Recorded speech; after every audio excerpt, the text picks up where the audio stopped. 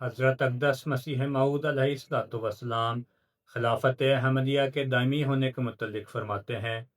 قدیم سے سنت اللہ یہی ہے کہ خدا تعالیٰ دو قدرتیں دکھلاتا ہے تا مخالفوں کی دو جھوٹی خوشیوں کو پامال کر کے دکھلاوے۔ سو اب ممکن نہیں ہے کہ خدا تعالیٰ اپنی قدیم سنت کو ترک کر دیوے۔ تمہارے لیے دوسری قدرت کا بھی دیکھنا ضروری ہے، اور اس کا آنا تمہارے لیے بہتر ہے، کیونکہ وہ دائمی ہے، جس کا سلسلہ قیامت تک منقطع نہیں ہوگا،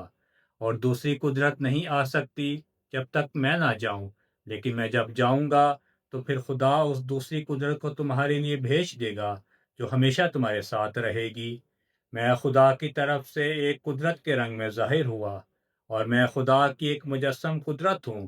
اور میرے بعد بعض اور وجود ہوں گے جو دوسری قدرت کا مظہر ہوں گے۔